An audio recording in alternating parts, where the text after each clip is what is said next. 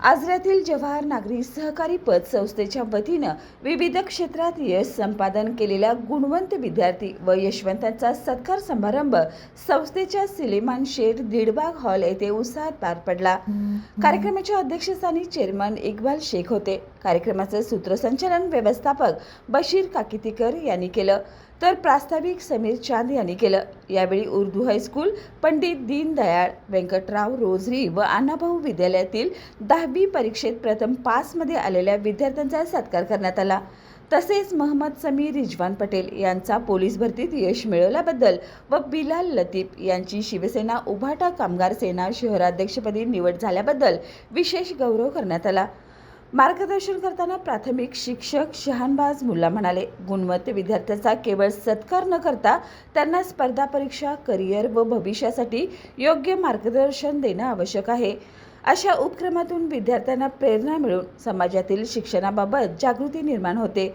यावेळी रुखसाना नसरदी, शबनम मुल्ला, इलियास तकिल्दार, असलम लमधुरे, आसिफ सोनेखान, तौफिक आगा, आसिफ दरवाजकर, बशीर इंचनाळकर, गनी मुल्ला, इक्बाल दरवाजकर, अब्दुल रशीद खेडेकर, बशीर मुजावर, अब्दुल रशीद पठाण, इसाक नेसरीकर यांच्यासह सभासद, हितचिंतक व कर्मचारी उपस्थित होते।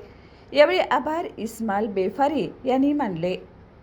तारा न्यूजसाठी प्रतिनिधी हसन तकिल्दार, आजरा। आजऱ्या शहरामधील प्रतिष्ठित नागरिक, सर्व पाल्य या सर्वांचं मी या ठिकाणी आमच्या सर्व या गुणवंत विद्यार्थ्यांच्याकडून हार्दिक असं त्यांचं आभार मानतो।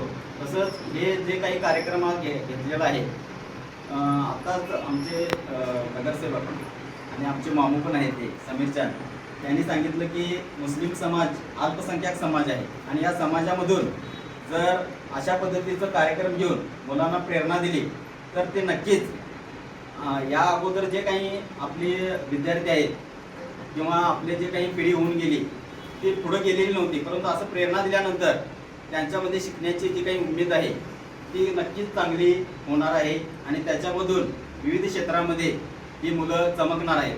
काल पण या ठिकाणी आपल्या समाजाकडून एक कार्यक्रम घेतला, त्या ठिकाणी पण विद्यार्थ्यांना प्रोत्साहन देण्यात आलं।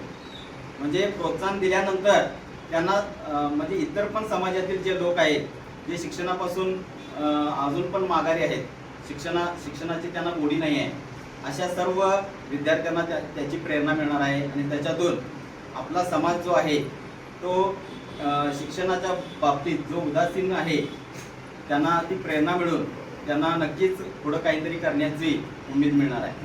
आता यानंतर या ठिकाणी जे काही विद्यार्थी आपले 12वी पास झालेले आहेत किंवा 10वीमध्ये पास झालेले आहेत यांचा सत्कारच करून चालणार नाही, तर त्यांना आपण एक मार्गदर्शन म्हणून एखाद्या पुढं करिअरचं मार्गदर्शन, त्यांच्या करिअरचं मार्गदर्शनासाठी त्यांना आपण काहीतरी एका वक्त्याला बोलवून त्या ठिकाणी सांगितलं पाहिजे। कारण 10वीमध्ये 85% किंवा 90%च्या वरती जर विद्यार्थी जात असतील तर नक्कीच त्यांच्यामध्ये काहीतरी स्पार्क आहे आणि तो स्पार्क त्या नोकरीमध्ये बदलण्याचं काम आपण केलं पाहिजे। फक्त सत्कार करून चालणार नाही, तर त्यांना त्याच्यानंतरचं जे मार्गदर्शन आहे ते महत्त्वाचं आहे।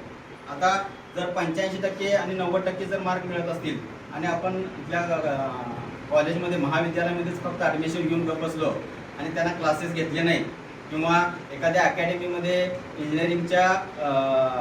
इंजिनियर होण्यासाठी किंवा डॉक्टर होण्यासाठी त्यांना जे मार्गदर्शन पाहिजे ते मिळालं नाही, तर त्यांचं जे काही गुणवत्ता आहे ती तिथंच थांबते। ती जे काही स्पर्धा आहे त्या स्पर्धेमध्ये आपण पाठीमागे राहतो।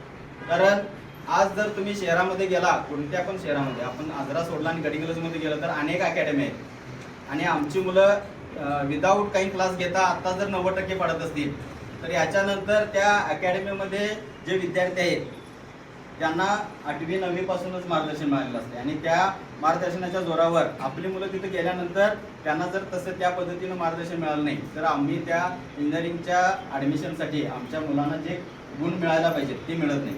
म्हणजे या महाविद्यालयामध्ये शिकण्या आणि आजऱ्यामध्ये गडिंग्लजमध्ये जाऊन शिकणे किंवा कोल्हापूरमध्ये जाऊन शिकणे त्याच्यामध्ये खूप फरक आहे।